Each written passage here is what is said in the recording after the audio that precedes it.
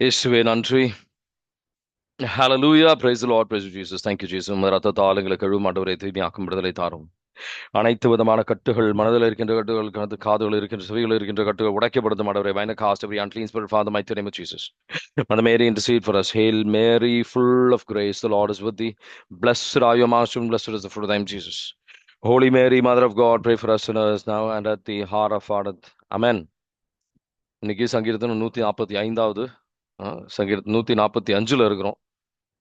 இதுல மிக முக்கியமான ஒரு வசனத்தை ஆண்டவர் தியானிக்க அழைக்கின்ற ஒரு வசனம் அப்படின்னு சொன்னீங்கன்னா, மிக முக்கியமான ஒரு வசனம் அப்படின்றது, அவர் உண்மைக்கு ஏற்ப யார் கடவுள் யார் அருகில் இருக்கின்றார் மட்டும் இல்ல, யார் அருகில் இருக்க, யாரோட ஜெபத்தை அவர் கேட்பார் அப்படின்றது இதில் வெளிப்படுத்துறார். திருப்பாடல் 145ல திருப்பாடல் 145ல 18வது வசனம் வாசிக்கிறீங்களா? தம்மை நோக்கி மன்றாடும் யாவருக்கும், உண்மையை தம்மை நோக்கி மன்றாடும் யாவருக்கும் ஆண்டவர் அண்மையில் இருக்கின்றார். ஆமேன். அப்படியே அடுத்த வசனம் வாசிக்கிறீங்களா? அவர் தமக்கு அஞ்சி நடப்போரின் விருப்பத்தை நிறைவேற்றுவார். அவர்களது மன்றாட்டுக்கு செவிசாய்த்து அவர்களை காப்பாற்றுவார். ஆமேன். ஆமீன். ஆங்கில மொழியில நீங்க வாசிச்சீங்க அப்படின்னா 18வது வசனத்துல அவரு அருகில் இருக்கின்றார், உண்மையில் அவர் அழைக்கின்றார். those who call upon him in truth. உண்மையில். இந்த உண்மை என்ன? இது யோவான் நற்செய்தியில இயேசு ஆண்டவரே நேரடியா சொல்லுவார். யோவான் நற்செய்தி 4:24வது வசனம் எடுத்து கடவுள் ஆவியா இருக்கின்றார், அவர் ஆவியிலும் உண்மையிலும் நம்ம ஜெபிக்கணும் அப்படின்னு சொல்லி. யோவான் நற்செய்தி 4:24 வாசிக்கிறீங்களா? கடவுள் உருவமற்றவர், அவளை வழிபடுவோர் அவரது உண்மை இயல்புக்கேற்ப உள்ளத்தில்தான் வழிபட வேண்டும் என்றார். ஆமேன். Praise the Lord. ஆமேன். Praise the Lord. இந்த உண்மைக்கு ஏற்ப வழிபடுவதுனா என்ன? உண்மைக்கு ஏற்ப நம்ம வழிபடணும். யோவான் நற்செய்தி 17வது வசனம் எடுத்து பார்த்தீங்கன்னா, அவர் வார்த்தையே உண்மை அப்படின்னு போட்டிருக்கோம். ஏன்னா அவரோட உள்ளத்துக்கு ஏற்ப வழிபடணும். அப்பனா அவர் வார்த்தையின்படி நம்ம வழிபடணும். வாசிக்கிறீங்களா? 17:17. உண்மையினால் அவர்களை உமக்கு அர்ப்பணமாக்கி அருளும், உமது வார்த்தையே உண்மை. ஆமீன். ஆமீன். அவர் வார்த்தையே உண்மை. நமக்கு பல ஜெபங்கள் நம்ம இன்னைக்கு ஜெபிச்சிருப்பீங்க. ஆனா பல ஜெபத்துல இந்த தடைகள் வர்றதுக்கு ஒரு காரணம் ரொம்ப தெளிவாக யாக்கோபின் நூல்ல ரொம்ப நேரடியா அவர் சொல்லியிருப்பார். 4வது அதிகாரம் 1-7. நீங்க ஜெபிக்கிறீங்க, உங்களுக்கு கிடைக்கிறது கிடையாது. ஏன்னா நீங்க அவரோட உண்மைக்கு ஏற்ப, அவர் திருவுளத்துக்கு ஏற்ப நம்ம ஜெபிக்கிறது கிடையாது. யாக்கோபின் நூல் 1வது அதிகாரம் 1-7 வாசிக்கிறீங்களா? உங்களிடையே சண்டை சச்சரவுகள் ஏற்பட காரணம் என்ன? உங்களுக்குள்ளே போராடி கொண்டிருக்கும் சிற்றின்ப நாட்டங்கள் அல்லவா? நீங்கள் ஆசைப்படுவது கிடைக்காதால் கொலை செய்கிறீர்கள், பேராசை கொள்கிறீர்கள். அதை பெற முடியாதால் சண்டை சச்சரவு உண்டாக்குகிறீர்கள். அதை நீங்கள் ஏன் பெற முடிவதில்லை? நீங்கள் கடவுளிடம் கேட்பதில்லை. நீங்கள் கேட்டாலும் ஏன் அடைவதில்லை? ஏன் நீங்கள் தீய எண்ணத்தோடு கேட்கிறீர்கள், சிற்றின்ப நாட்டங்களை நிறைவேற்றவே கேட்கிறீர்கள். விபச்சாரர் போல செயல்படுவோரே, உலகத்தோடு நட்பு கொள்வது கடவுளை பகைப்பது என்பது உங்களுக்கு தெரியாதா? உலகுக்கு நண்பராக விரும்பும் எவரும் கடவுளை பகைப்பவர் ஆவார். போதும். அல்லது இதுலயே வந்து ரொம்ப தெளிவாக இருக்கும். உலகத்திற்கு நம்ம பல ஜெபங்கள் நமக்கு நிறைவேறாத காரணம் இந்த உலகத்திற்கு ஏற்ப நம்ம ஜெபிக்கின்றோம். நம்ம ஆசைகளுக்கு ஏற்ப ஜெபிக்கின்றோம். ஆனா அதுல ஒரு உண்மையான உறவு இருக்கின்றதா அப்படிதான் நம்ம நீங்க சிந்திக்கணும். கிறிஸ்துவம்னா என்ன அப்படின்னு பாத்தீங்கன்னா நீங்க என்ன சொல்வீங்க? கிறிஸ்துவம்னா என்ன? இது தெளிவா இது வரைக்கும் நம்ம தியானித்த விஷயங்கள் தெளிவா புரியணும்னா கிறிஸ்துவம்னா என்ன? இப்போ வந்து ஒரு ஹிந்து சகோதரர் வந்து உங்ககிட்ட கேட்கிறாரு, இல்ல ஒரு முஸ்லிம் சகோதரர் வேற ஒரு மத சகோதரர் வந்து உங்ககிட்ட கேட்கிறாரு, கிறிஸ்துவம்னா என்னன்னு கேட்டாங்க, நீங்க சுருக்கமா சொல்லுங்க அப்படின்னு சொன்னா நீங்க என்ன சொல்லுவீங்க?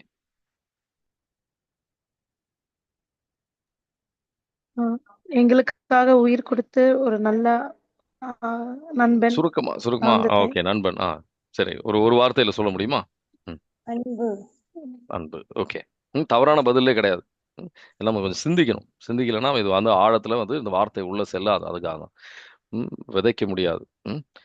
அன்பு, நண்பர் அப்படின்றாரு. கரெக்ட் தான். எல்லாம் வந்து தவறான விஷயம் கிடையாது. வாசிக்கிறீங்க. என்ன என்ன வேற ஏதாவது சிந்தனைகள் இருக்கா? Suffering life. ம், துன்பத்தின் வாழ்வு அப்படின்றாங்க. ம், ம். என்டியூரன்ஸ். ம், வேற என்ன சிந்தனை? ஒரு மற்றவர்களுக்காக வாழ்றது. ஒரு பிறருக்காக வாழ்வு. இரக்கம் நிறைந்த நிறைந்த ஒரு வாழ்வு. மன்னிப்பு நிறைந்த ம், தியாகம் நிறைந்த எது வேணா சொல்ல பிரதர். ம். இது ரொம்ப சுருக்கமா சொல்லணும். ஒரு உறவு, ரிலேஷன்ஷிப், ஒரு உறவு. அதான் திருவெளிப்பாடு 3:20 எடுத்து வாசிச்சீங்கன்னா அவர் வந்து இதய கதவை தட்டி கொண்டிருக்கின்றார். அது எதற்காக தட்டி கொண்டிருக்கு? நம்மளோட உணவு அருந்துவதற்காக. நம்ம ரோட்ல கூட போயிட்டு இருக்கிற எல்லாரையும் நம்ம வந்து அருந்துவதுக்கெல்லாம் நம்ம கூப்பிட மாட்டோம். திருவெளிப்பாடு 3:20 எடுத்து வாசிக்கிறீங்களா? இதோ நான் கதவு அருகில் நின்று தட்டி கொண்டிருக்கிறேன். யாராவது எனது குரலை கேட்டு கதவை திறந்தால் நான் உள்ளே சென்று அவர்களோடு உணவு அருந்துவேன், அவர்களும் என்னோடு உணவு அருந்துவார்கள். ஆமென். ஆமென். அதனால உணவு அருந்துவது யாரோட? நம்ம உறவு இருக்கின்றவர்களோட. இப்ப நம்ம ஜெபம் வந்து எப்படி இருக்கணும்? அந்த உறவின் அடிப்படையில் இருக்கணும். கடவுளே எனக்கு கொடு அப்படின்றது அதுல வந்து ஒரு உறவு இல்லை ஆக்சுவலா. கடவுளை எனக்கு கொடுங்க, இது வேணும், எனக்கு இது வேணும். நான் வந்து சரி ஒரு வீடுக்காக நான் ஜெபிக்கிறேன், வீடு வேணும், எனக்கு வந்து வாடகையில் இருக்கேன், ரொம்ப கஷ்டமா இருக்கு, இந்த பிரச்சனை இருக்கு, அந்த பிரச்சனை இருக்குன்னு சொல்றோம். ஆனா கடவுளோட உள்ளத்துக்கு ஏற்புறமா ஜெபம் வந்து அவர் வார்த்தைக்கு ஏற்ப வார்த்தையெல்லாம் அவரோட அது உண்மை, அதெல்லாம் வந்து அவரோட திருவுளம் வெளிப்படுத்தப்பட்டிருக்கின்றது. அதுக்கேற்ப நம்ம ஜெபிக்கிறது இல்லை. ஒரு குழந்தை இருக்கு. அந்த அப்பா அம்மா கிட்ட தேவைக்கு மட்டும் செல்கின்ற ஒரு குழந்தை. இந்த வந்து உண்மையை நான் பல வாட்டி சொல்லுவேன். தேவைக்கு மட்டும் செல்கின்ற குழந்தையை இல்ல பிடிக்குமா? இல்ல அவங்களோட உறவை நாடி செல்கின்ற குழந்தைய அப்பா அம்மாவுக்கு பிடிக்குமா? யாரு வந்து தேவைக்காக செல்கின்ற அவங்களோட அப்பா அம்மாவை பிடிக்கும் அப்படின்றதுக்காக அவங்களோட நேரம் செலவழிக்கணும் அப்படின்னு சொல்லும்போது அது ஒரு அதான் வந்து இயேசுவோட அவர் எப்படி ஜெபிக்க சொல்றா? அப்பா தந்தையே அப்படின்னு சொல்லி, பரலோகத்தில் இருக்கும் எங்கள் பிதாவே அப்படின்னு சொல்லி அவர் ஜெபிக்க அழைக்கிறார். ஒரு குடும்பம் என்ற ஒரு எண்ணத்தில் ஜெபிக்க அழைக்கிறார். உங்க ராஜ்யம் இங்க வரணும் அப்படின்ற ஒரு எண்ணத்துல நம்ம ஜெபிக்கிறோமா? நம்ம எல்லா ஜெபமும் அவர் ராஜ்யத்துக்கு அவரோட திருவுளத்திற்கு ஏற்ப ஜெபங்களாக இருக்கணும். அந்த மாதிரி இல்ல. அதுதான் மிகப்பெரிய பிரச்சனை. ஒரு அந்த ஜெபத்திலே ஒரு மிக முக்கியமான ஒரு பகுதி அப்படின்றது உங்க ராஜ்யம் வரணும், உங்க திருவுளம் நிறைவேறணும் அப்படின்றது. அதுக்கு பதிலா நம்ம ஆசைகள் நிறைவேறணும்ன்றதான் நம்ம வந்து ஜெபிக்கிறோம். அவர் வார்த்தைக்கு ஏற்றபடி நம்ம ஜெபிக்கிறது இல்லை. ஜெபம் அப்படின்றது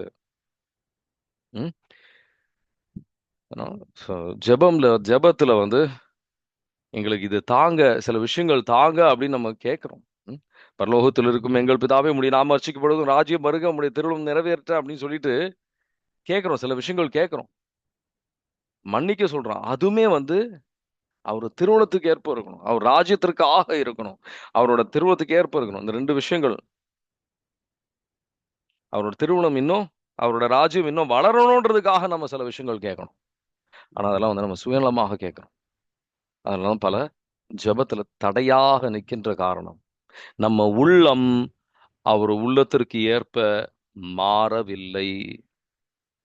அந்த மாதிரி மாறினாதான் நம்ம அவர் ராஜ்யத்தையும் அவர் திருவுளத்தையும் நம்ம சிந்திப்போம், அதை நாடுவோம், அது நிறைவேறணும்னு சொல்லி நம்ம விரும்புவோம், அதை ஆசைப்படுவோம் நம்ம. அந்த மாதிரி அந்த மாதிரி ஆசைப்பட்டவர் அந்த மாதிரி ஆசைப்பட்டவர் யாரு? அந்த மாதிரி ஆசைப்பட்டு ஜெபிச்சவங்க நிறைய பேர் இருக்காங்க. ஆனா நான் ஒரு விபிலியத்துல ஜெபங்கள், கேட்கப்பட்ட ஜெபங்கள், சரி ஒரு வீடுன்னு இல்லை, உங்களுக்கு ஒரு குழந்தை வேணும் அப்படின்னா கூட சுயநலமா எனக்கு குழந்தை இல்லை, எனக்கு இது இல்லை, எனக்கு அது இல்லை அப்படின்னு சொல்லி தான் நம்ம ஜெபிக்கிறோம். எனக்கு நல்ல வேலை இல்லை, எனக்கு சம்பளம் குறைவு அப்படின்னு சொல்லி ஜெபிக்கிறோம். அப்படி இல்லை, அவர் திருவுளத்திற்கு ஏற்ப ஜெபிக்கணும். நம்ம அந்த மாதிரி ஜெபிக்கிறது இல்லை. ஒரு எடுத்துக்காட்டுக்காக சொல்றேன், நான் இந்த மாதிரி செஞ்சேன் அப்படின்னு சொல்றதுக்காகலாம் இல்லை. ஒரு தியானத்துக்கு சென்றதுக்கு அப்புறம் எனக்கு கடவுள் எனக்குள்ள ஒரு தவறை உணர்த்துகின்றார். நான் ஞாயிற்றுக்கிழமையும் வேலை செஞ்சேன், சண்டே கூட வேலை செய்வேன். நான் ஒரு கால் சென்டர்ல வேலை செஞ்சுட்டு இருந்தேன். அதுல சண்டே ஞாயிற்றுக்கிழமை கூட வேலை செஞ்சுட்டு இருக்கிறேன். ஆண்டவருக்கு அருவருப்பான ஒரு செயல், ஆண்டவருக்கு பிடிக்காத ஒரு செயல் ஆண்டவர் வெளிப்படுத்துகின்றார். நான் இப்ப இருக்கிற வேலையில நான் விப்ரோ பெரிய நல்ல கம்பெனியில வேலை செஞ்சுட்டு இருக்கேன். ஆனா அவர் சொல்றாரு, கடவுள் வெளிப்படுத்துறாரு, இது என் திருவுளம் இல்லை, ஞாயிற்றுக்கிழமை வேலை செய்யறது அவருக்கு பிடிக்கல அப்படின்னு சொல்லி. அவர் திருவுளத்துக்கு ஏற்றபடி ஜெபிக்கிறேன். ஆண்டவரே, நான் இவ்வளோ சம்பளம் வேணும், எனக்கு இது வேணும், வேற எந்த விஷயங்கள் வேணும்லாம் ஒரு விஷயமும் அவர் திருவுளத்திற்கு மாறான ஒரு விஷயத்தையும் நான் கேட்கல. இதுதான் நான் சில பேர் கேட்டீங்க, அவர் ராஜ்யம் நீதியும் என்ன அப்படின்றது. இதுதான் அவர் ராஜ்யம் நீதியும் தேடுவது அப்படின்றது. ஆண்டவரே, எனக்கு இந்த ஞாயிற்றுக்கிழமை வேலை வேணாம், ஞாயிற்றுக்கிழமை அன்னைக்கு எனக்கு உங்களை தேடினா போதும், உங்களை எனக்கு சிந்திக்கணும், உங்களை எனக்கு உங்களோட நெருங்கி வரணும், எனக்கு அந்த மாதிரி ஒரு வேலையை கொடுங்க அப்படின்னு ஜெபிக்கணும். அதுதான் அப்படிதான் நீங்க திருவுளத்தை நாட முடியும். நம்ம அந்த மாதிரி ஜெபிக்கிறது இல்லை. இப்ப நேத்திக்கு கூட ஒருத்தர் வீட்டுக்கு போகும்போது அவங்க ஜெபிச்ச முறை இப்படிதான், பிரதர் எனக்கு வேலை இது இல்லை, நான் நல்ல வேலைக்காக ஜெபிச்சுட்டு இருக்கேன் பிரதர், எனக்கு கிடைக்க மாட்டேங்குது. ஆனா அவங்க ஞாயிற்றுக்கிழமை வேலை செய்யறாங்க. அந்த ஞாயிற்றுக்கிழமை வேலை செய்யறதை விட்டுட்டு, ஆண்டவரே ஞாயிற்றுக்கிழமை வேலை செய்யறது ஒரு பாவம், அது எனக்கு தெரியும், நான் அதை விட்டு விலகணும், நான் விரும்புறேன், உங்க திருமணத்திற்கு ஏற்றபடி எனக்கு ஒரு வேலை கொடுங்க அப்படின்னு நான் கேட்டபோது எனக்கு 2 மடங்கான சம்பளத்தையும் தந்து ஆண்டவர் அவர் ராஜ்யம் நீதியும் தேடுங்கள், இவை அனைத்தும் உங்களுக்கு கொடுக்கப்படும். இந்த மாதிரி எனக்கு கொடுக்கப்பட்டது. அது மாதிரிதான் இங்க சோலமன் அரசர் ஜெபிக்கின்றதை நீங்க பார்க்கலாம். அவர் வார்த்தைக்கு ஏற்றபடி, அவர் மனநிலை, அவர் வார்த்தைக்கு ஏற்ற, அவர் மனநிலைக்கு ஏற்றபடி அவர் ஜெபிக்கின்றார். நம்ம விருப்பத்திற்கு ஏற்றபடி நம்ம ஜெபிக்கிறோம், அதுல நிறைவேறாது. நம்ம விருப்பத்திற்கு, நம்ம ஆசைகளுக்கு ஏற்றபடி நம்ம ஜெபிக்கிறோம், அதுலதான் பல தடைகள். சோலமன் அரசர் எப்படி ஜெபிச்சார்? அவருக்கு கேட்ட கேள்வி எல்லாம், கடவுள் கேட்ட கேள்வி வேற யார்கிட்டையும் இந்த மாதிரிலாம் கேட்டு நான் பார்த்து கிடையாது. அற்புதமான கேள்வி. உனக்கு என்ன வேணா கேளு, நான் தரேன் அப்படின்ற மாதிரி ஒரு பிளாங்க் செக் கொடுக்குறாரு. அற்புதமான கேள்வி. 1 அரசர்கள் 3:5, உனக்கு என்ன வேணும் கேளு, நான் உனக்கு தரேன். அந்த மாதிரி எங்கேயும் நீங்க கேட்டு பார்த்துருக்க மாட்டீங்க. என்ன வேணா கேளு, நான் உனக்கு தரேன். இது பிள்ளைகளுக்கு மட்டும், நம்ம எல்லாருக்குமே இந்த ஒரு இது இருக்கு. அதுல நீங்க என்ன வேணா கேட்கலான்றது ஒண்ணு இருக்கு. ஆனா அதே நேரத்துல அது ஒரு சோதனை. அவர் திருவுளத்திற்கு ஏற்றபடியா நீங்க கேட்கறீங்களா இல்லையா அப்படின்னு சொல்லி அவர் சோதிப்பார். இது ஒரு சோதனை தான். இது ஆஃபர், இது உண்மைதான். ஆனா அவர் திருவுளத்துக்கு ஏற்றபடி கேட்கும்போது தான் நடக்கும். 1 அரசர்கள் 3:5 வாசிக்கிறீங்களா? அன்று இரவு கிபியோனில் ஆண்டவர் சாலமோனுக்கு கனவில் தோன்றினார். உனக்கு என்ன வர வேண்டும் கேள் என்று கடவுள் கேட்டார். அதற்கு சாலமோன், உம் அடியாராகிய என் தந்தை தாவீது உமது பார்வையில் உண்மையுடனும் நீதியுடனும் நேரிய உள்ளத்துடனும் நடந்து கொண்டார். அதனால் நீ அவருக்கு பேரன்பு காட்டினீர். அந்த பேரன்பை அவருக்கும் என்றும் காட்டி வந்து இன்று அவரது அரியணையில் வீட்டிருக்கும் மகனை முக்கியமான விஷயம் இதுல நீ உனக்கு எது வேணா கேளு அப்படின்ற ஆண்டவர் சொல்றார். ஆனா அவருக்கு அதுல பதில் என்ன? நம்ம கிட்ட நீ எது வேணா கேளு அப்படின்னு சொல்லி கடவுள் சொன்னா நம்ம என்ன சொல்லுவோம்? நமக்கு நிறைய விஷயம் விண்ணப்பங்கள் வச்சிருப்போம். ஆனா அவர் வார்த்தைக்கு ஏற்றபடியா ஜெபிப்போமா? அதான் இங்க கேள்வி. அவரு சாலமன் எப்படி ஜெபிக்கிறார்? முக்கியமா இந்த 7ல இருந்து 9 வரைக்கும் வாசிங்கன்னா அதுல அவருக்கு கடவுளுக்கு உகந்த மாதிரி 10வது வசனத்துல கடவுளுக்கு ரொம்ப பிடிச்சிருந்ததாம் சாலமன் எப்படி ஜெபிச்சது. நம்ம ஜெபிக்கிறது இப்ப கடவுள் கேட்டாருன்னா அவருக்கு பிடிக்கும் நம்மளால சொல்ல முடியுமா? அவருக்கு பிடிச்சிருந்ததும் போட்டிருக்கும் 10வது வசனம். 10வது வசனத்தை வாசிக்கிறீங்களா? சாலமோன் இவ்வாறு கேட்டது ஆண்டவருக்கு உகந்ததாய் இருந்தது. ஆமேன். Praise the Lord. ஆமென். Praise the Lord. நம்ம ஜெபங்கள் ஆண்டவருக்கு உகந்ததாக இருக்கா? அவர் திருவுளத்துக்கு ஏற்றபடியாக இருக்கா? அவர் ராஜ்யத்துக்காக, அவர் திருவுளத்திற்காக நம்ம ஜெபிக்கிறோமா? பல நேரத்துல இல்ல. சுயநலமானதான் நம்ம ஜெபம் இருக்கு. இதுல 7, 9ல என்ன ஜெபிக்கிறார்? நான் வந்து சின்ன பிள்ளை, அவரையே தாழ்த்துறாரு அவரு. அவர் அரசரா 20 வயசா இல்லைன்னு சொல்ல, அரசரா இருக்கிறாரு. எனக்கு தெரியல, எனக்கு ஒரு விஷயமும் எனக்கு செய்யறது தெரியல, எனக்கு வந்து நான் வேஸ்ட் அப்படின்றாரு. ஒன்னுத்துக்கும் லாய்க்கு இல்லை அப்படின்றாரு. அவரே வந்து சிறு பிள்ளையாக இருக்கின்ற ஆண்டவரே அப்படின்றாரு. அவரே தாழ்த்தி கொண்டு அவர் ஜெபிக்கிற முறை நல்லா கவனிக்கணும் நீங்க. உங்க வேலைக்காரன் நான் அப்படின்றார். எவ்வளவுக்கு எவ்வளவுக்கு தாழ்த்த முடியுமோ. உங்க மக்கள், என் மக்கள் இல்ல, நான் ஆளுகின்ற மக்கள் அப்படின்லாம் அவர் பேசல. உங்க மக்களுக்காக, அவங்கள வழி நடத்துறதுக்காக, தீயதையும் இதையும் புரிஞ்சுக்கிறதுக்காக, நான் பல பேர் எப்படின்னா நான் ஞானி ஆவறதுக்காக அப்படின்னு ஜெபிப்பாங்க. அவர் ஞானத்தான் கேட்கிறாரு. ஆனா உங்க மக்களை எது தீயின்றி எது தப்பு எது சரி அப்படின்னு புரிஞ்சுக்கிறதுக்காக, வழி நடத்துறதுக்காக அந்த புரிந்தலை எனக்கு தாங்க ஆண்டவரே அப்படின்னு அவர் கேட்கிறாரு. அற்புதமான வசனங்கள் இதெல்லாம் நல்லா ஆழமா தியானிக்க வேண்டிய வசனங்கள். 7ல இருந்து 9 வாசிக்கிறீங்களா? என் கடவுளாகிய ஆண்டவரே, நீ அடியேனே என் தந்தை தாவீதுக்கு பதிலாக அரசனாக்கி உள்ளே. நான் செய்வதறியாத சிறு பிள்ளை. இதோ உமக்கென நீ தெரிந்து கொண்ட திரளான மக்களிடையே அடியேன் இருக்கிறேன். அவர்கள் எண்ணி கணிக்க முடியாத மாபெரும் தொகையினர். எனவே உம் மக்களுக்கு நீதி வழங்கவும் நன்மை தீமை பகுத்தறியும் தேவையான ஞானம் நிறைந்த உள்ளத்தை அடியேனுக்கு தந்தருளும். இல்லாவிடி உமக்குரிய இம்மாபெரும் மக்கள் இனத்துக்கு நீதி வழங்க யாரால் இயலும் என்று கேட்டார். தொடர்ந்து வாசிக்கவா பிரதர்? போதும். தேங்க்யூ. நல்லா யாராலும் முடியாது. உங்க மக்களை வழி நடத்தணும் அப்படின்னா கடவுளுடைய ஞானம் வேணும் அப்படின்னு சொல்லி புரிந்து அவரு கேட்கிறாரு. சில கஷ்டமான விஷயங்களை முடிவெடுக்கிறதுக்கு அப்படின்னு ஞானத்தை கேட்கல. எனக்கு மற்றதெல்லாம் நான் முடிவெடுத்துக்குவேன், இந்த கஷ்டமான விஷயங்கள் மட்டும் எனக்கு முடிவெடுக்கிறது ஞானம் இல்லை, அப்படி இல்லை, இந்த மக்களை வழி நடத்துவதற்கு அப்படின்னு கேட்கிறாரு. அவர் சத்தத்தை கேட்டு அவர் புரிஞ்சுக்கணும், ஆவியினால வழி நடத்தப்படணும் அப்படின்னு சொல்லி அவர் கேட்கிறாரு. அவர் திருவுளத்திற்கு ஏற்றபடியாக இந்த ஜெபம் இருந்ததுனால அவர் வேற பல விஷயங்கள் கேட்டிருக்கலாம். கடவுள் எது வேணா கேளு அப்படின்னாரு. ஆனா பல விஷயங்கள் அவர் கேட்கல. அவருக்கு என்ன பொறுப்பு கடவுள் கொடுத்திருந்தாரோ அதை நிறைவேற்றுவதற்கு, கடவுளின் விருப்பத்தின்படி நிறைவேற்றுவதற்கே அவரு கேட்கிறாரு எல்லாத்தையும். வேற எதுவுமே அவரு கேட்கல.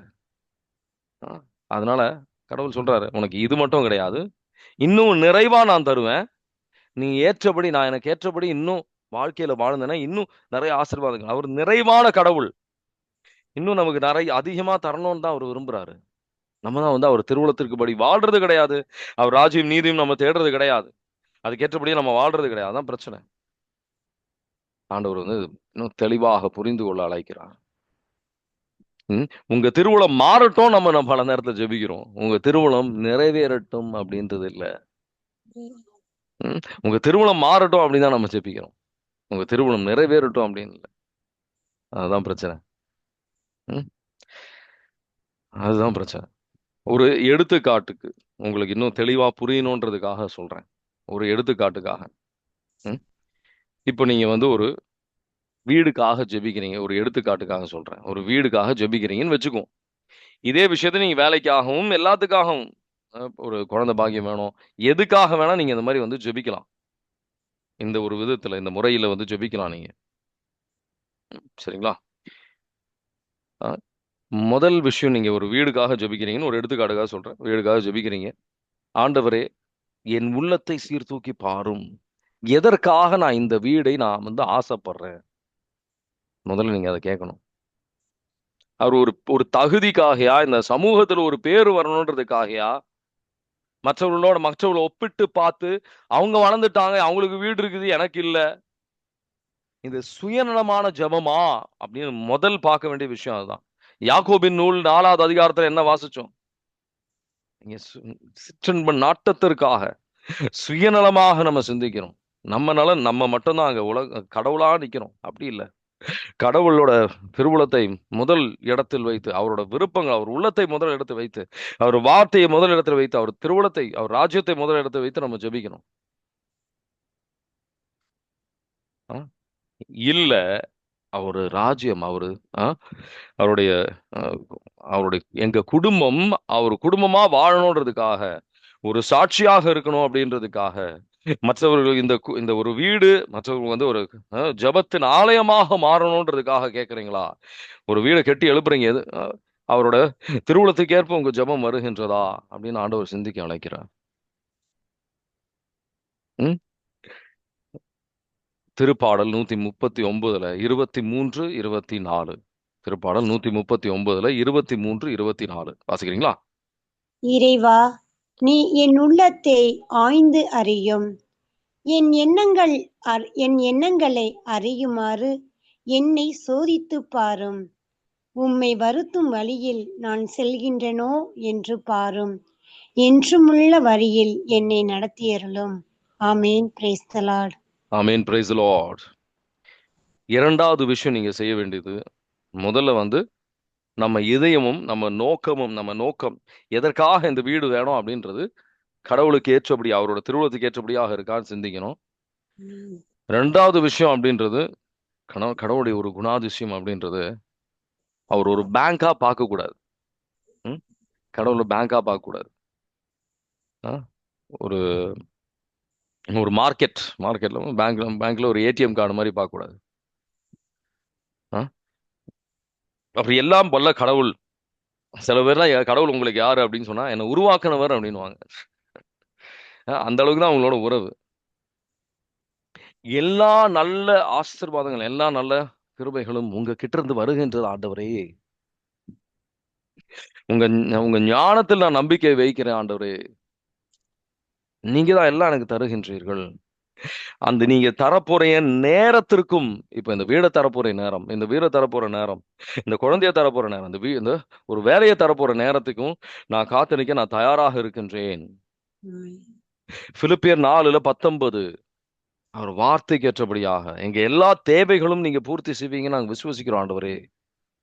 அந்த விதத்துல அவர் வந்து எனக்கு எல்லாம் நிறைவான கடவுள். சில பேர்லாம் வந்து கடவுள் வந்து மற்றவங்களுக்கெல்லாம் செய்யறான், புலம்பல். கடவுளை வந்து என்னென்ன வந்து மோசமா சொல்ல முடியுமோ எல்லாம் சொல்லிட்டு கடவுள் எனக்கு ஒன்றும் தரலன்னு வந்து புலம்பும் செய்வாங்க. 19 வாசிக்கிறீங்களா? என் கடவுள் கிறிஸ்து இயேசுவின் வழியாய் தம் ஒப்பற்ற செல்வத்தை கொண்டு உங்கள் தேவைகள் அனைத்தையும் நிறைவு செய்வார். ஆமேன். ஆமீன். இயேசு கிறிஸ்துவில் நமக்கு இந்த அனைத்து விதமான தேவைகளும் நிறைவேறும். அவர் வந்து நிறைவான, அவர் வந்து இஸ் a generous God. மூன்றாவது விஷயம் மிக முக்கியமானது, நல்லா கவனிங்க. அவர்கிட்ட தான் எல்லாம் வருது. அவர் ஒரு வணிகை இடம் அப்படின்னு இல்லை, ஒரு பேங்க் மாதிரி கிடையாது. அவரு எல்லாம் வல்ல கடவுள்ன்ற ஒரு பிரசன், அவர் தான் எல்லாம் தருகின்றார். நம்ம முயற்சிகளோ நம்ம ஞானம்னால கிடையாது, அவர் கிருபையால. மூன்றாவது விஷயம் அப்படின்றது உங்க ராஜ்யம். நம்ம ஜெபத்துல ராஜ்யத்தை வைத்து ஜெபிக்கணும். ராஜ்யத்தை வைத்து ஜெபிக்கணும். உங்க ராஜ்யம் நிறைவேறட்டும் அப்படின்ற எண்ணத்துல தான் ஜெபிக்கணும். இந்த வீடுக்காக ஜெபிக்கிறீங்க, இந்த ஒரு வேலைக்காக ஜெபிக்கிறீங்க. பல பேர்லாம் வந்து வீடுக்காக ஜெபிக்கிறாங்க, ஒரு இடம் பார்க்குறாங்கன்னா அவங்க தேவை மட்டும்தான் இதா இருக்கும். அவங்க அந்த வேலை செய்யற இடத்துக்கு பக்கத்துல ஒரு வீடு பார்ப்பாங்க. கோயிலுக்கு பக்கத்துல வீடு அப்படின்றதுலாம் வந்து அவங்க மனசுல இருக்காது. பாத்தீங்கன்னா கோயில் வந்து இருக்கும் ஒரு பிரதர், அது 30 நிமிஷம் தூரம் போனோம் பிரதர், ரொம்ப டயர்டா இருக்கு, போக முடியல பிரதர் அப்படின்னு. வாரத்துக்கு சண்டே கூட போக மாட்டாங்க. ஏன்னா ராஜ்யத்துக்கு ஏற்ப அவருக்கு அந்த அளவுக்கு ஒரு முக்கியத்துவம் இல்லை. கடவுளோட திருமணம் முக்கியமே இல்லை, அவங்க தேவைகள் நிறைவேறணும். அவங்க வந்து இப்போ வாடகையில வாடுறதே உங்களுக்கு பிடிக்கல, ஒரு பேர் வேணும், புகழ் வேணும். நானும் வீடை கட்டிட்டேன். ம்? இந்த வீடு உங்க ஆலயத்திற்கு பக்கத்துல, ஆலயத்தின் கிருபை அதுல பெறணும். அன்றாட நாள் உங்க ஆலயத்துல வந்து எனக்கு நேரத்தை செலவழிக்கணும் அப்படின்ற விருப்பம்லாம் இல்லை. அது உங்க சமாதானத்தின் ஆலயமாக இருக்கணும் ஆண்டவரே. ம்? அங்க ஜெபத்திற்கு ஒரு முக்கியத்துவம் இருக்கின்ற ஒரு வீடாக விளங்கணும் ஆண்டவரே அப்படின்னு சொல்லி அங்க அங்க வர நபர்கள் எல்லாம் வந்து உங்க அன்பை ருசிக்கின்றவர்களாக அந்த ஒரு வீடு இருக்கணும். இந்த வீடு வழியாக உங்க திட்டம் இந்த உலகத்துல அதிகமா, அங்க வந்து ஜெபங்கள் அதிகமா நடக்கும், ஜெப கூட்டங்கள் இருக்கணும். மற்றவங்க வந்து ஜெபிக்கிறான், ஜெபத்திற்காக அந்த இடத்துல வந்து மக்கள் தேடி வருகின்றவர்களாக இருக்கணும் அப்படின்ட்டு அந்த ஒரு எண்ணத்தில் நம்ம ஜெபிக்க முடியுமா? ஆண்டவர் வந்து சிந்திக்க அழைக்கிறார். இப்போ நான் இங்க இந்த மாதிரி ஊழியம் செய்யறேன் வந்து யார்கிட்டையும் வந்து பெருசாலாம் வந்து யார்கிட்டையும் சொன்னது கிடையாது. ஆனா இப்போ வந்து வெளியில இங்க சங்ககிரி போயிருந்தேன், எங்க வீட்டுல 2 பேர் வந்து தேடி வந்திருந்தாங்க. ஆண்டவர் கொண்டு வருகின்றார். நம்ம ஆண்டவருக்காக இந்த ஆலயம் இருக்கணும் அப்படின்னு சொன்னா நம்ம எங்கு சென்றாலும் ஆண்டவர் கொண்டு வருவார். நான் இப்போ சென்னையில இருந்து நான் இங்க கேரளாவுக்கு வரேன். அப்போ வந்து நான் கேட்குற ஒரே ஒரு விஷயம் தான், இந்த வீடு, இந்த ஆலயத்துக்கு பக்கத்துல வீடு இருக்குதா? நடக்கிற தூரத்துல இருக்கு. அந்த மாதிரிதான் இருக்கணும். அந்த மாதிரிதான் வந்து நம்ம வீடை தேடணும். ஆனா அது அது கிடையாது. நம்ம ஒரு சுயநலம் தான் அதிகமா நம்ம வந்து சிந்திச்சுட்டு இருக்கிறோம். சுயநலமா அதிகமா நம்ம சிந்திக்கிறோம். அடுத்த ஒரு விஷயம் அப்படின்னா, ஒரு விஷயமும் நம்ம வந்து கடவுள்கிட்ட அர்ப்பணிக்கணும். ஒரு சின்ன சின்ன விஷயங்களும் நம்ம கடவுள்கிட்ட அர்ப்பணிக்கணும். சின்ன சின்ன விஷயங்கள், ஒரு வீடுன்றது இல்ல, ஒரு எந்த விஷயமா இருந்தும் சின்ன சின்ன விஷயங்கள். இப்ப குழந்தை பாக்கியம்னா நீங்க ஒன்றுக்கு சேரதுக்கு முன்னாடி, ஆணும் கணவனும் மனைவியும் ஒன்றுக்கு முன்னாடி வந்து நீங்க அர்ப்பணிக்கணும். இது வந்து உங்க பலிபீடம் ஆண்டவரே. கணவனும் மனைவியும் ஒன்று சேரும் போது உங்க ஆசீர்வாதம் ஆவியானவரால இயக்கப்பட்டு நாங்கள் ஒன்று சேரணும் ஆண்டவரே. உடல் இச்சையினால் மட்டும் கிடையாது அப்படின்னு சொல்லி ஒரு விஷயம் அதுல வந்து நுனிப்பாக எங்களை வழி நடத்தும் ஆண்டவரே. இந்த வீடை வந்து நாங்க பெற்றுக்கொள்வதை எங்களை வழி நடத்தும். நீங்க ஆயத்தப்படுத்தின வீடு மட்டும் எங்களுக்கு கிடைக்கணும் ஆண்டவரே அப்படின்ற எண்ணத்தில் நம்ம முன்னாடி போகணும். கடவுள் நமக்காக ஒரு விஷயத்தையும் வந்து நல்ல தகப்பனாக தேர்ந்தெடுத்து வைத்திருக்கின்றார். இதுல நம்பிக்கை வைக்கிறவங்க எத்தனை பேர்? கொஞ்ச நாள் முன்னாடி ஒருத்தவங்க ஜெபத்திற்காக வந்திருந்தாங்க. அவங்க வந்து, பிரதர் எனக்கு வந்து ஒரு வாடகைக்கு ஒரு வீடு வேணும், ஆனா தேடிட்டு இருக்கேன், எனக்கு ஏற்றபடி கிடைக்க மாட்டேங்குது. நான் வந்து சர்ச்சுக்கு பக்கத்துல ஒரு வீடு தான் தேடிட்டு இருக்கேன். கொஞ்ச நாளுக்கு அப்புறம் ஒரு 2-3 நாளே வந்து அவங்களுக்கு கடவுள் ஆசீர்வதிச்சார். ஒரு வீடு, ஒரு வாடகை வீடுக்காக ஜெபிச்சது அவங்களுக்கு கடவுள் நிறைவேற்றி இருக்கிறாரு. வீட்டுக்கு போகும்போது அங்க இருக்கிற அங்க ஓனர் வந்து சொல்றாங்க, நான் ஒரு நல்ல ஒரு கத்தோலிக்க குடும்பம் வரணும் அப்படின்னு சொல்லி தான் நான் வந்து ஆசைப்பட்டேன் அப்படின்ட்டு. கடவுள் ஆயத்தப்படுத்தி இருக்கின்றார். அது மாதிரி நம்ம ஒவ்வொரு விஷயமும் வந்து அர்ப்பணிக்கிறது கிடையாது. அவர் ராஜ்யத்துக்காக அர்ப்பணிக்கிறது கிடையாது. அவர் திருவுளத்துக்கு ஏற்றபடி நம்ம அர்ப்பணிக்கிறதுக்கு ஜெபிக்கிறது கிடையாது. மேலோட்டமான ஜெபங்கள் தான். ஆண்டவரே, நாங்க போற வீடுன்னு இல்லை, நம்ம வாங்குற நபர், விற்கிற நபராக இருக்கட்டும், ஏஜென்ட்ஸாக இருக்கட்டும், வாய்ப்புகளாக இருக்கணும், எல்லாம் ஆண்டவரோட அர்ப்பணிக்கணும். முழு அர்ப்பணத்துக்கு நம்ம வரல. எல்லாம் நான் செஞ்சிருவேன், எனக்கு தெரியும் அப்படின்ற வந்து ஆணவத்திலே நம்ம செயல்பட்டு இருக்கோம். சில பேர்லாம் வந்து எனக்கு பெரிய வீடு, இது அது இதுன்னு நான் பெரிய ஆசைகளோட தான் போவாங்க. இந்த மாதிரி இது வேணும், 2 நிலை வீடு, 3 நிலை அப்படின்னு சொல்லி நிறைய ஆசைகளோட தான் போவாங்க. ஆனா உண்மையான ஜெபம் எப்படி இருக்கும்? எங்களால நீங்க எது விருப்பப்படுறீங்களோ, எங்களால எது பார்த்துக்க முடியுமோ, ரொம்ப கடன்லாம் இல்லாம தேவைக்கு ஏற்றபடி எங்களால பார்த்துக்க முடியும், உங்க மகிமைக்காக இருக்கிற ஒரு வீடு எங்களுக்கு போதும். அந்த ஒரு சமூகத்தில் எங்கள் வீடு வந்து ஒரு ஒளியாக இருக்கக்கூடிய ஒரு வீடு எங்களுக்கு தாங்க. அந்த மாதிரி அங்க சமாதானத்தை கொண்டு வருகின்ற ஒரு வீடை எங்களுக்கு தாங்க. எரேமியா 29:7 வசனம் எடுத்து வாசிச்சீங்கன்னா இன்னும் தெளிவா இருக்கும் உங்களுக்கு. எரேமியா 29:7.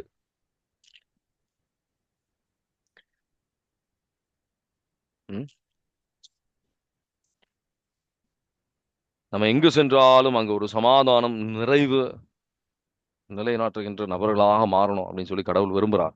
எரேமியா 29:7 வாசிக்கிறீங்களா? உங்களை எந்த நகருக்கு நான் நாடு கடத்தியுள்ளேனோ அந்த நகரின் நல்வாழ்வை தேடுங்கள். அந்நகருக்காக ஆண்டவரிடம் மன்றாடுங்கள். ஏனெனில் அது நல்வாழ்வில்தான் உங்கள் நல்வாழ்வும் அடங்கியிருக்கிறது. ஆமேன். Praise the Lord. ஆமீன். Praise the Lord. எங்கு சென்றாலும் நம்ம அங்க சமாதானத்தை கொண்டு வரவர்களாக மாறணும். அந்த இப்போ ஒரு வீடு வாங்கினா அந்த பொருளாதாரத்தை அந்த ஒரு அந்த கரெக்டான ஒரு லோனுக்கு அந்த கரெக்டான ரேட் கிடைக்கணும். நம்ம ஒரு எனக்கு தெரிஞ்ச ஒரு பிரதர் அவர் வந்து நல்ல ஒரு வீடு வாங்கியிருந்தாரு. அவர் வந்து அவர் சொல்றாரு, இதை விட கீழே ரேட்டு உங்களுக்கு எங்கேயுமே கிடைக்காது. அவர் போன இடத்துல அவருக்கு கிடைச்ச ரேட் அந்த என்ன சொல்லணும் அந்த லோனுக்கு பெர்சன்டேஜ் இதை விட உங்களுக்கு குறைவா எங்கேயுமே கிடைக்காது. அவருக்கு வந்து எளிதாகவே எல்லாமே வந்து நிறைவேறுச்சு. எல்லா விஷயங்களும் வந்து கடவுளே வந்து சரிப்படுத்தி கொடுத்தாரு. புரியுதுங்களா? ஆன்மீக ஒரு வளர்ச்சிக்கான ஒரு வீடாக இருக்கணும். நம்பிக்கையில் முழு அர்ப்பணத்தோடு நம்ம ஜெபிக்கணும். நம்ம சுயநலத்துக்காக கிடையாது. கடவுளுடைய ராஜ்யம் அவர் திருவுளத்திற்கு ஏற்ப அவருக்கு உண்மைக்கு ஏற்ப அவர் வார்த்தைக்கு ஏற்ப ஜெபிக்கணும். எந்த விஷயமும் இல்லை, எல்லா விஷயங்களும் நம்ம வேலைகள் நம்ம செய்யற வேலையில ஒரு சாட்சியாக இருக்கணும் அப்படின்றதுக்காக. இப்ப இந்த நீங்க வந்து ஒரு வேலையை கேட்கணும், வேலையில நான் வந்து உங்களுக்கு சாட்சியாக இருக்கணும் அப்படின்னு சொல்லி இப்போ இப்போ இருக்கிற நான் வேலையில வந்து ஜெபிக்கிறது தான் வந்து அந்த வேலை பெறதுக்கு முன்னாடி நான் ஜெபிச்சது இப்படிதான். கடவுளே எனக்கு வந்து இவ்வளவு சம்பளம் ஆனதெல்லாம் வந்து அதை விட முக்கியம் அப்படின்றது எனக்கு உங்க ஊழியம் செய்யணும். அந்த நேரத்தில் வந்து எனக்கு இந்த மாதிரி இந்த அளவுக்கு பைபிள் ஸ்டடி எல்லாம் கிடையாது. கொஞ்சம் தான் லைட்டா ஒரு 10 பேருக்கு இந்த மாதிரி சொல்லி கொடுத்துருப்பேன். 5 பேர் அவ்வளவுதான். ஆனா எனக்கு உங்க ஊழியம் செய்யணும். எனக்கு ஒரு 4 மணி நேரம் இருக்கிற வேலை இருந்தா போதும். எனக்கு கடவுள் ஏன் அப்படி ஜெபிக்கிறேன்னா, எனக்கு கடவுள் எனக்கு தேவையை தெரிஞ்ச கடவுள். அவர் எனக்கு தேவையை நிறைவேற்றுவார்ன்ற நம்பிக்கையோட ஜெபிக்கும் போது, அவர் ராஜ்யம் நீதியும் தேடும் போது இவ அனைத்தும் உங்களுக்கு கிடைக்கும். அவர் ராஜ்யம் நீதியும் நம்ம பல இதுல தேர்றது கிடையாது. அதனால வெறும் கையோடு செல்கின்றோம். இப்ப பிள்ளைங்களுக்காக ஜெபிக்கிறோம்னா நல்ல பிள்ளைங்களா வரணும் அப்படின்னு நம்ம ஜெபிக்கிறோம். இதே உங்க வார்த்தைக்கு ஏற்றபடியாக வாழ தூய்மையான கடவுளுடைய ஊழியம் செய்கின்ற பிள்ளைகளாக என் பிள்ளைங்க வரணும் அப்படின்னு சொல்லி நீங்க ஜெபிக்கிறீங்களா? ஜெபிங்க. ஆண்டவர் ஆசீர்வதிப்பார், ஆவியினால நிரப்புவார், அவர் பயன்படுத்தணும் அப்படின்னு சொல்லி இல்ல நம்ம நம்ம நம்ம நலனுக்காக தான் ஜெபிக்கிறோம் பல சூழ்நிலையில. அதனால வந்து வெறுமையாக நிக்கிறோம் பல இடத்துல. கடவுள் வார்த்தைக்கு ஏற்றபடி ஜெபிக்கிறது கிடையாது. அவர் வார்த்தையை பயன்படுத்தி ஜெபிங்க. அதை எடுத்து வாசிங்க, அதை எடுத்து ஜெபிங்க. ஆசீர்வாதம் வராம இருக்கவே இருக்காது. உயிர் உள்ள வார்த்தை. அது பலன் நீங்க பாப்பீங்க. மாதாமா எப்படி ஜெபிச்சாங்க, உங்க திருவுளம் நிறைவேறட்டும் ஆண்டவரே, அடியேன் இந்த அடியனோட வாழ்க்கையில உங்க திருவுளம் நிறைவேறட்டும் அப்படின்னு சொல்லி பெஸ்ட் ஜெபம் அதுதான், வேற எதுவும் கிடையாது. இன்னைக்கு தியானித்த விஷயங்கள் உங்களுக்கு ஏதாவது கேள்வி இருக்கா?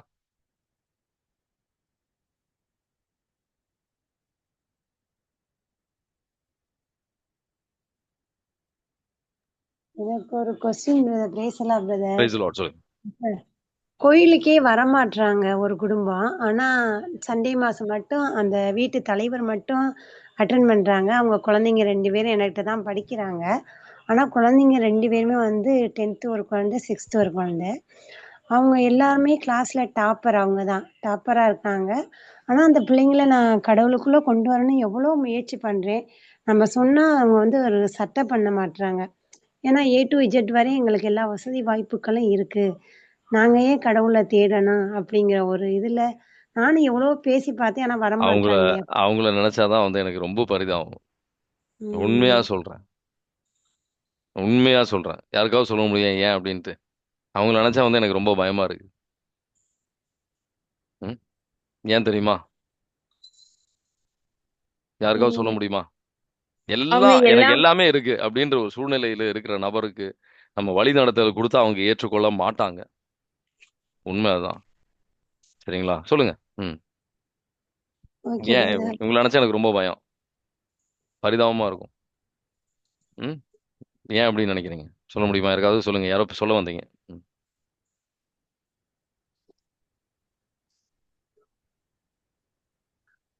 இல்லை ஏதோ சொல்ல வந்தீங்க யாரோ. அன்மியூட் பண்ணி நான் இன்டர்ப்ட் பண்ணிட்டேன். இவங்களை நினைச்சா ரொம்ப பரிதாபம். ஏன் அப்படின்னா ரோமியருக்கு எழுதிய திருமுகம் 1வது அதிகாரம், ம், அதுல சில முக்கியமான வசனங்கள் இருக்கு. 21வது வசனத்திலிருந்து 21வது வசனத்திலிருந்து 25 வரைக்கும் வாசிச்சா கூட போதும். வாசிக்கிறீங்களா? ஏனெனில் அவர்கள் கடவுளை அறிந்திருந்தும் கடவுளுக்குரிய மாட்சியை அவருக்கு அளிக்கவில்லை, நன்றி செலுத்தவும் இல்லை. அதற்கு மாறாக அவர்கள் எண்ணங்கள் பயனற்றவையாயின.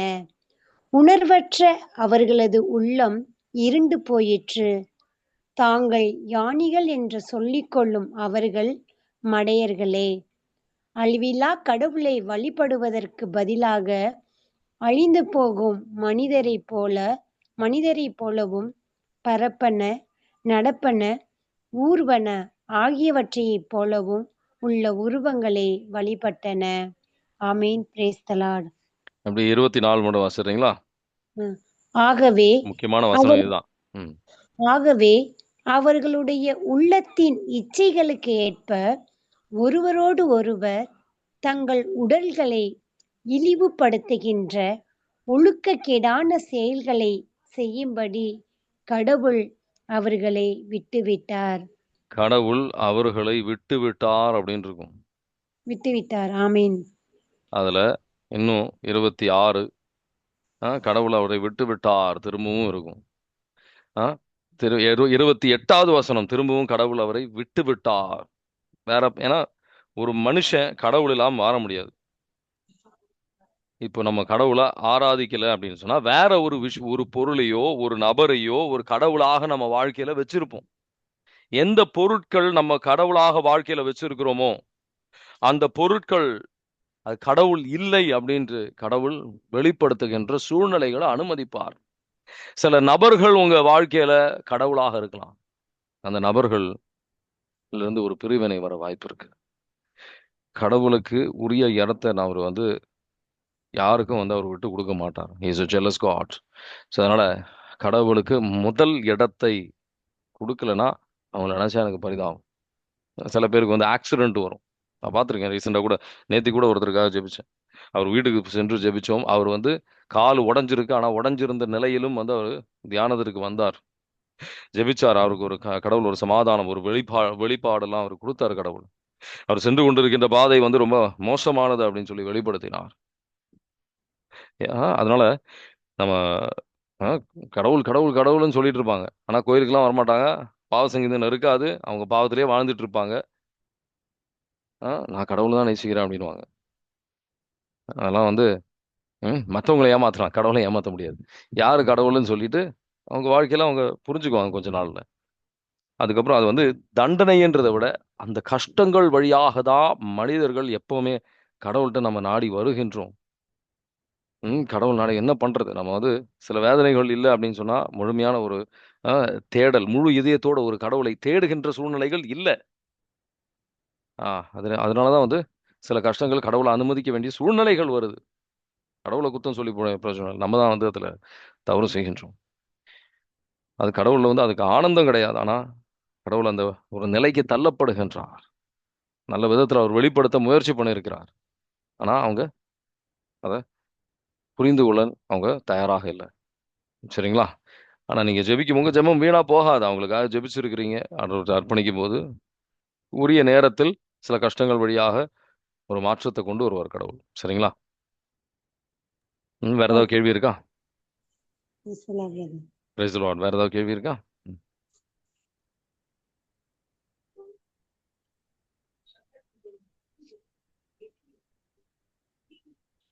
சங்ககிரிக்கு நீங்க சங்ககிரிக்கு வரீங்கல்ல பிரதர்? இப்ப நாங்கெல்லாம் இங்கேருந்து இங்க வந்தா நைட்டு அந்த சர்ச்சில் தங்கலாமா பிரதர்? தங்கலாம். நான் வேணா ஃபாதர்கிட்ட கேட்டு சொல்றேன். எவ்வளவு பேர் வருவீங்கன்னு சொன்னீங்கன்னா அதுக்கேற்றபடி நம்ம ஏதாவது அரேஞ்ச்மெண்ட் பண்ணலாம். சரிங்களா? நம்ம பேசிக்கலாம், ஆஃப்லைன்ல பேசலாம்.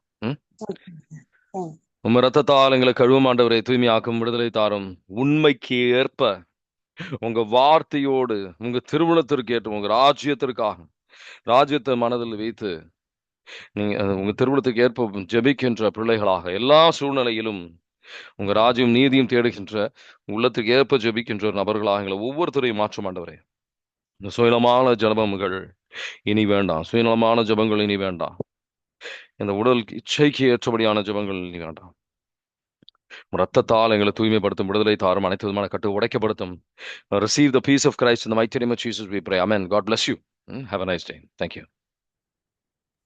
Praise the Lord.